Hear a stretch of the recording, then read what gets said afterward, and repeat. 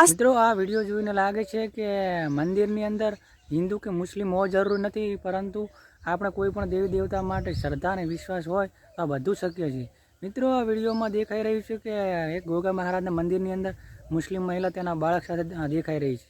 તો મિત્રો આ વિડીયા વિશે મને માહિતી મળી છે તે પ્રમાણે મિત્રો આ મુસ્લિમ મહિલાને સંતાન નહોતું, તેથી તેણે ગોગા મહારાજની માનતા રાખી હતી અને તેના કારણે તેને દીકરાનો જન્મ થયો હતો.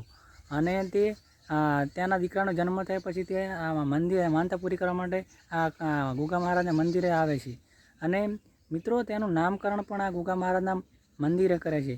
ખરેખર આ જોઈને લાગે છે કે મિત્રો કોઈ વ્યક્તિ હિન્દુ કે મુસ્લિમ હોય જરૂર નથી, પરંતુ સૌથી પહેલાં આપણી અંદર એ દેવી દેવતા કે ગમે એના વિશે આપણે શ્રદ્ધા અને વિશ્વાસ હોવો જરૂરી છે. બાકી તમે જુઓ તો મિત્રો એ તો ખાલી એક માટીની અથવા પથ્થરની મૂર્તિ જ હોય છે, પરંતુ આપણે શ્રદ્ધા અને વિશ્વાસ હોય તો બધું સંભવ છે.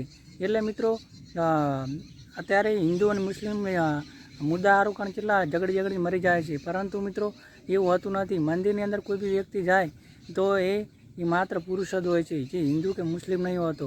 ભગવાન માટે તે હંમેશા એક પુરુષ તથા મહિલા જ હોય છે, તેના માટે કોઈ જાતિ કે ધર્મ હોતો નથી. તો મિત્રો તમારે આ વિડીયો વિશે શું કહેવું છે કમેન્ટ કરીને મને જરૂર જણાવજો, અને તમારું આ મુસ્લિમ મહિલા વિશે પણ શું કહેવું છે તે પણ જણાવજો. અને અમારી યુટ્યુબ ચેનલની અંદર તમે નવા હોય તો અમારી યુટ્યુબ ચેનલ સબસ્ક્રાઈબ કરવાનું ના ભૂલતા, અને આ વિડીયોને વધારે શેર કરજો. અને મિત્રો આ વિડીયો અત્યારે ખૂબ જ ટ્રેન્ડિંગ કરી રહ્યો છે અને વાયરલ પણ થઈ રહ્યો છે. મિત્રો તમારે શું કહેવું છે કમેન્ટ કરીને જરૂર જણાવજો.